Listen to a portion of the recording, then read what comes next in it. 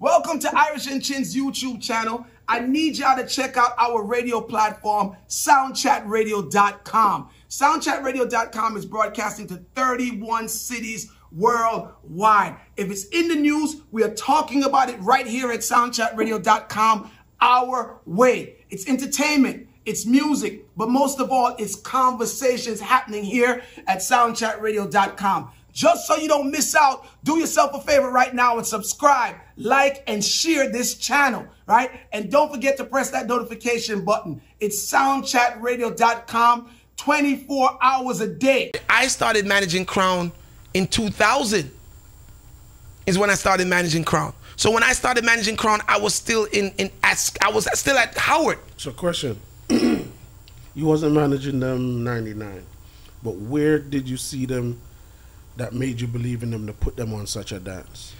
All right, so here's how the whole thing went, right? Because I'm one of those people that me just tell you how the thing go.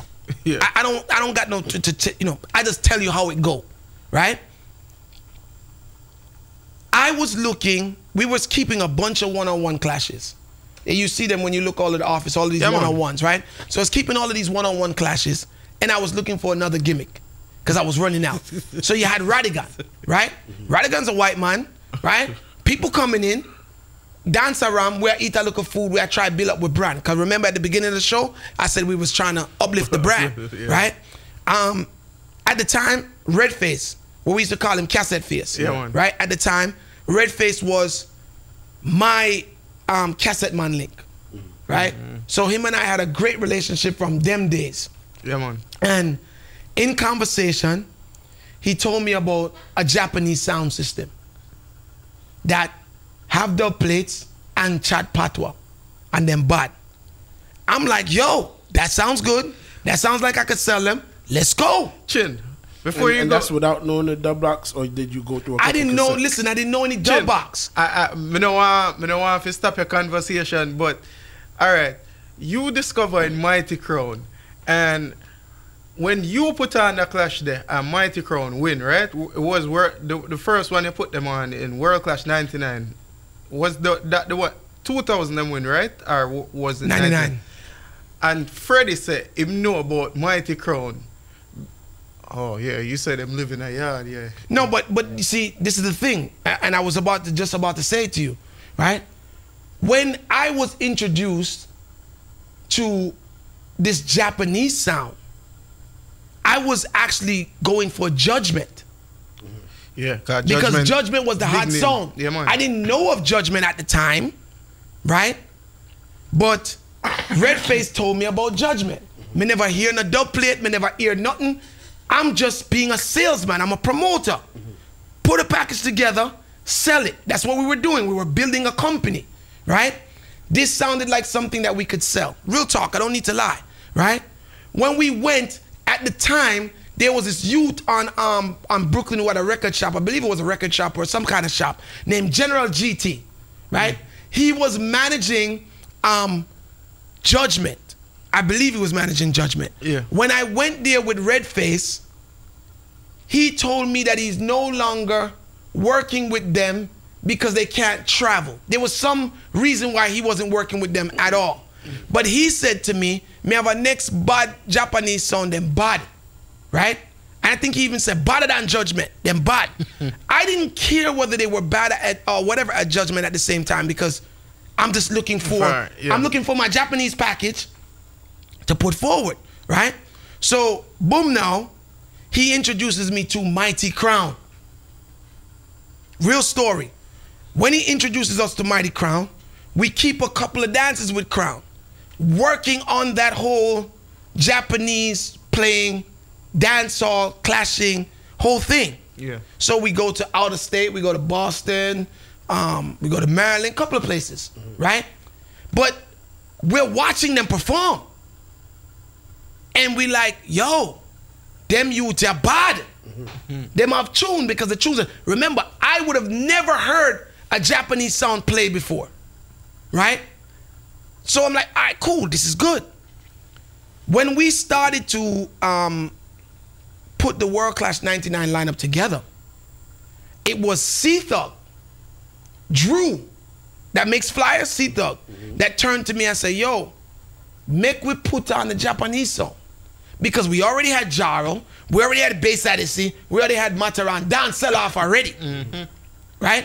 But we became so much fans of what Mighty Crown was playing, we decided to put Mighty Crown in World Clash. Now the problem was that General GT, who actually did an interview, and I think this is a great time for me to talk about it too, who did an interview with Puma on a Sunday, he lied. Right? He absolutely lied. Right? What happened was he was managing Mighty Crown. See. Right? We were doing events with Mighty Crown. But when he realized that it could be, because remember, you know, Irish and Chin would be new. Nobody saw the visions that we had at the time. So he directly realized that this thing is going to be profitable or can be profitable. So what you think him do? Jump in. The regular Jamaican, West Indian thing, him start money out the man them thing. Right? So a lot of pressure started to come to Mighty Crown and us as it relates to I'm booking General G, I'm booking Mighty Crown. So General GT started to step in now. All of a sudden, you know, the rules of engagement started to change. A lot. Right? Created a little tension. So after we did the first couple of dances with Crown. But were you booking Crown through him? We were booking Crown through him. Okay. Right? Yeah. But the tension started to build up because he realized that we were getting, remember, you know, this would also be Mighty Crown's first real opportunity to get a promoter that believe in them and start work with them. So you as the talent, you go on, cling to those promoters. True. Yeah. Right? He didn't like that. He wanted to be in the middle all the time. Right? But his in the middle was kind of greedy, curmudgeon, right? So eventually, we and Mighty Crown broke away. See. We decided to say, yo, we can't manage GT, low it, right? I went to Don Juan one night to cut dub plates for Agony. And while I was in the dub plate room cutting the dubs for Agony, See. Sammy walked in. And Sammy said, you know, want not hear from you, Ray Tay Tay, who deal with Ray. And he basically said, or I must have said to him, say, yo, GT can't deal with him. And him said, I walk one. GT, I pressure the money thing, don't it? Right? He said it to me. And I said, yeah, man, it's a problem. Can time that it might give peer problem. Right? So Sammy says then to me, say, yo, no worry about GT, man, Ray. And then I also said to him, say, it's too expensive to keep flying you back and forth from Japan. And he said to me, what you talk about? And I said to him, say, yeah, man, the ticket them we have to buy. And him say, what ticket you talking about? So it's like you must say, we pay for our own ticket for come, for do your dance. And I'm saying, no. General GT has been giving me receipts from a travel agent stating that yeah, so basically he put up the money and we reimburse. So we've been reimbursing, right? So me and Drew could attest to this. Now we like, nah, we can't do this no more. It now work out for we.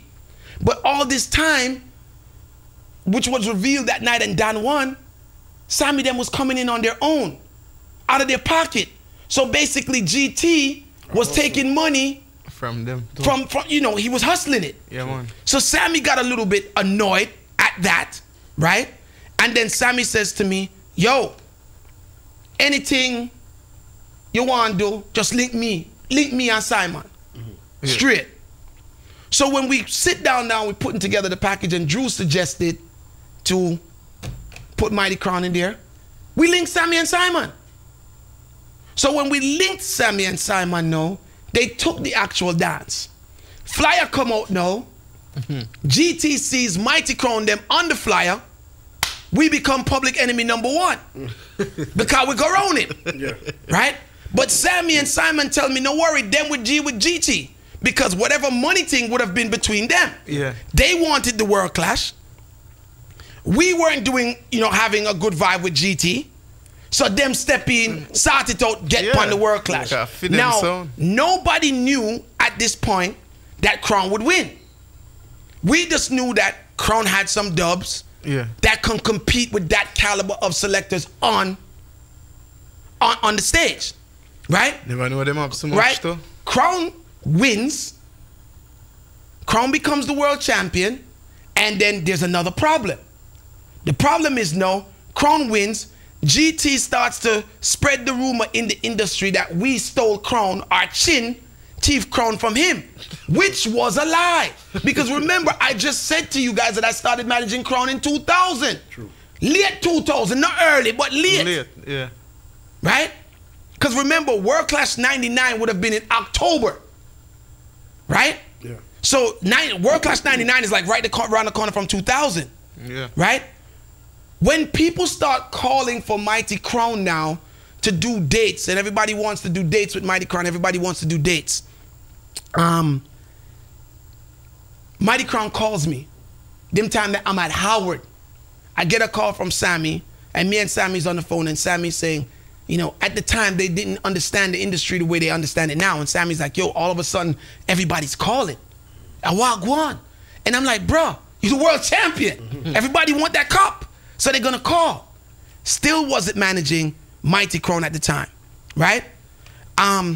Sammy and Simon decided that GT brought them to the level that they were and believed in them first.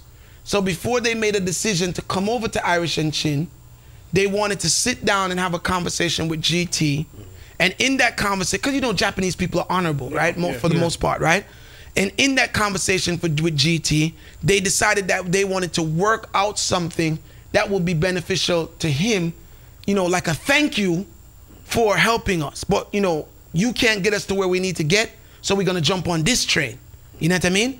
But the only reason why GT got left behind and he didn't come with them on the Irish and Chin train was because he was already had the tension in the war against Chin and Irish, or Chin. Which they realized that wouldn't be profitable for them moving forward, right? So they go to Manhattan to meet GT, which GT must have gave them the location, place, or whatever. They go to meet GT, sit down and have this conversation with them. As it was told to me, GT was very much rough, intimidating, that type of type situation, right? So it didn't really go the way they wanted it to go. However, they promised GT that they would not take any dance in New York, and he would get the first juggling dance with Mighty Crown for free, so him can eat a food out of the the popularity for himself before they move on to their next chapter, right? So at this time, I'm not a manager. I'm not even considered to be a manager, but they have realized that, yo, GT's stealing from us, right? And if GT's stealing from us, we don't want them among somebody where a thief from me, which is right. Because remember, being dishonest is just as thieving, right? So if they're flying, and them ticket they are $2,000 and at them days they are Ray. So if they're flying over out of them pocket, and he's telling them that the promoters won't pay, so them have to pay, and then he's taking money from the promoters under the table, it's stealing. Yeah, it is stealing. Right? Cool. So they make up this whole thing now that, okay, this is what they're gonna do. I'm not at liberty to say whether what they're saying is right or wrong. This is what y'all wanna do, y'all do what y'all wanna do, right? They give GT the first dance, juggling dance for GT for eat a food, right? They think that GT is gonna keep the dance. What GT does now is turn around and sells the dance to another promoter in Brooklyn, but he sells it as a sound clash. Mighty Crown versus Bass Odyssey. right? So he sells it to them as a sound clash. The flyers come out. Mighty Crown is like, what the fuck? Right? Everybody's like, fuck, right? Now, remember, me not have nothing to do with nothing, you know, brother. Right? The promoter at the time was Demos from Cinemax. Yeah. You guys know Demos, Yeah, right? Big yeah, promoter. And a youth named Teet from Brooklyn as well. Yeah, man. I remember perfectly, right? They brought the dance from GT, right? GT now covers his tracks by telling everybody that Amia tell Mighty Crown to come at them dance. When they told GT, yo, me give you a juggling dance, clash dance, me now clash BS Odyssey, so I'm not coming. That's crazy. That's basically what happened with the dance. So it created this whole big tension between the promoters, because naturally, if China, you put out your money and you have a big dance, because remember, Bass Odyssey didn't show up at 99. Not because Bass Odyssey ran, but Bass Odyssey had visa issues at that time, work permit issues, so they couldn't come. So now Mighty Crown wins, Bass Odyssey, Squingy and Mark, you want to see that clash. So the promoters of this clash, them kind of have money in the bank. Right? So of course you're going to get upset. My argument to them was always, bruh, how I drop into this? Y'all didn't book Mighty Crown through me. If Crown is saying that they're not coming to your dance, then you got to go back to the person that gave you Crown. Yeah. True. You understand what I'm saying? Yeah. So for those of you who remember that first dance, that's the reason why it didn't happen. Because GT got a dance from them as a thank you dance. He hustled the dance, sold it to the man them, right? And I don't have no reason to lie about this, right? Sold it to the man them. Then the man them, I said, no. And to be honest with you, knowing what I know now, that wouldn't have been a good dance for Crown right after World Clash. They needed to understand the industry a little bit more and get them thing together and soak in them thing. So it wouldn't have been a good dance. So right away, you can see that him as a manager made a decision to kill the talent. You understand what I'm saying? Yeah. He made a decision to jeopardize the talent. Him set them up. Right? So he set them up now. They didn't take the setup, and then Chid became the problem. Yeah. Shortly after that now, that pushed Mighty Crown and I to sit down and say, yo, we gotta link together and then, you know, get things going. But that's how I started to manage Crown. Yeah. You understand? GT did some slick shit, right? He, you know, and one of the reasons why I'm telling this story, I've never told this story before. No, never. But I've listened to the Puma thing, and I'm like, oh boy, this guy got nerves. This guy's fucking lying. But it didn't mean anything to me before. Okay. But since we're having the conversation, that's basically what happened. Because me, when Mr. Mighty Crown Pan World Clash 99, I did always have it that Chin and manage Mighty Crown from them time. Then. We were doing events with Mighty Crown. Them time that was me and C-Thug, right? Yeah. And C-Thug says, yo, God, him just want to clash for himself, you know. Yeah. He's like a fanatic like that. Yo, throw the man them in there, make us see what I go on. Throw the man, right? And we did it. But we had to go to them to get it done because the manager was doing fuckery, right?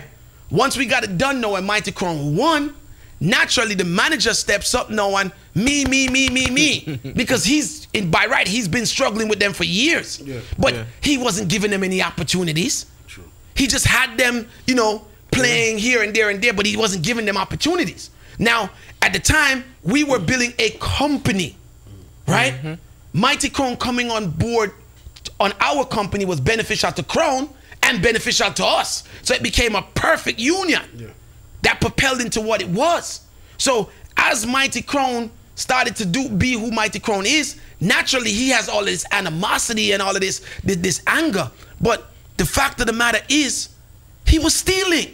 Yeah. It wasn't that I went to Crown and said, listen, I want to be your manager. Come over to Irish and Chin. Nah, that's not what it was at all. Crown realized, damn, we trusted this brethren. And because when Japanese people trust you, them trust you. Yeah. I'm be honest with you, right? Japanese people trust you, them trust you. So it's like, yo, we trust this brethren. and this is what happened, you can't reverse that. So they're ready to leave, right? Now, maybe they thought about doing it on their own at the time, but when the phone call them start coming, them realize, nah, this is kind of bigger than us, right? So then now, later on in the year of 2000, I came back on board. And then it was, by that time I could, talk them more into, yo, these are some dub ideas that we have. And C-Thug was there too. And that's how we prepared for World Class 2000. Because remember, World Class 2000 would have been the Bounty Buju. The big song them. Yeah, man. Right? Because we had it that, Crown got to come back. After 99, they got to come back wicked. Yeah. I think Jaro won that. Freddie won that. But it was competitive because Bass Odyssey did Mataran. good. I don't remember how well Mataran did. I think Popo. Right? No, the Amazura. Yeah. I don't remember how. What I do remember is Mighty Crown did good. I think it was by that dropping dance. the bass, the Buju and the Buju Shabba combinations. Right, I remember that part. Mighty Crown, murderer. I remember Bass Odyssey, I tear down the place, right? And I remember Freddie, of course, not saying no word at all after Bass Odyssey play a blood clot round. All Freddie do is come in with the super cat and just press play and bust the place and just took over the wave. You know what I mean? So it was Freddie. Trooper lost. Freddie get it back for Jaro in a 2000. And then Bass Odyssey win 2001. And then Bass Odyssey come back, take it 2001. That would lead up to the 2002 dance, right? Which one was the Mighty 2000? Crown. All right, so one versus one. All right, so the 2002 dance, you see, and I wish I had more time for this. So the 2002 dance, if it was 2002, I don't remember when it was, but one 2002, right, Face Off would have simply been this now. By that time, right, myself and Keith Walford from Bass Odyssey was really tight, right? So if there was anybody that I would say that mentored me or helped me through the whole early Clash thing, would have been Bass Odyssey. Yeah. That's why I'm always saying it's sad, me and Bass Odyssey thing and turn up. Because me and Bass Odyssey was close before the daughter, right? So Keith now and me was really, really close. When I said, boy, I done Clash, Keith was always the one who said, you're mad, Ray. Yeah. So I when Bass Odyssey never in at the Clash them, Keith was still championing me. And if you check the early days, right, you would see, if you check the early days, you would see Bass Odyssey and Mighty Crown in a Jamaica enough a play. Yeah, man. Right? Even abroad too. Yosh, can you give me 10 minutes, please? Or will that be too hard? It might mess up the next show? Oh, yeah. All right, yes. So I got to finish. Yeah, it's going to go to 93.5. All right? So, long story short, me and Keith had a great bond, right? Demus from Cinemax and Keith also had a great bond. Yeah. So, Keith then came to me and said to me, say, yo, Chin, Demus, I'm a virgin, him want to dance. Just give him the dance for me, right? I'm going to say, Keith, how much you charge him? Tell me how much him charge. Me and Keith came together to charge Demus for Mighty Crown. That's how close we were. Wow. And that's how that dance happened. The dance happened because of Keith. Keith didn't want to kill Crown, of course, but we had a friendship during that time. So in the earlier days of Mighty Crown, it was we and Bass Odyssey. And then it left from us being we and Bass Odyssey to we and Mataran. That was the back and forth, but it made a great rivalry. Yeah, because they clash in Trinidad and a couple other places. But what I'm saying is that the first camaraderie and friendship was Bass Odyssey. Yeah. It wasn't because of Squint J Mark, it was because of me and Keith and Drew, right? Then we left there now, and then we after the Bass Odyssey thing kind of, then we started with Mataran, and then that camaraderie, for a period of time. So and then later on would have been to Addis. That was later on. Yeah, Addis would be later because on. Addis, the next link would have been Radigan. Oh, yeah, right? Radigan, So it's Bass Odyssey first, chapter 1 of Mighty Crown. Chapter 2 would have been Mighty Crown. I mean, Mataran. And then chapter 3 would have been Radigan. Yeah. That's basically how it went. But I like, talking about this because people get an understanding of how it really was. Yeah. One thing that I would always do, Crown lost, they lost. Crown flop, they flop. Who gives a fuck? Yeah. Like we big man, no. We there's no ego in the thing. But I'm going to tell you how it goes. You know what I mean? And if me did have a broke a man foot, for do something, which I wouldn't do, but if me did have to, me that say, yo, fat man, Sheldon, me did have a broke a man foot, you know, because it was life and death. Yeah. But really, is GT was stealing from the man them, and the man them catch him because of innocent conversation between me and Sammy. It's not like me tell upon them because I didn't know he was stealing. But innocent conversation, blew it up, they didn't take too well to it, and that was it. So look at what you're looking at. You're looking at 20 years. I started managing Mighty Crown in 2000. It is now 2021, going on 22. You know why Chin and Mighty Crown is still cool? There's never no money problems. There's no cheating. There's no lying. There's no deceit. It is what it is. Yeah, man. Right? So, you know, if you, whose side you gonna take? You gonna take a man where get catch with plane ticket money? Or you gonna take a man where have been at the forefront of Mighty Crown for 21 years? It doesn't make sense. It don't make no sense. Gotta go, people. We'll talk again. It's Sound Chat Radio on a Thursday. Thank you for watching another episode of Sound Chat Radio on Irish and Chin's YouTube channel. If you like what you saw, please subscribe by hitting the red button. If the button is still red, that means you did not subscribe. Also, like and share. And don't forget to leave a comment. In fact, press that notification button while you're at it.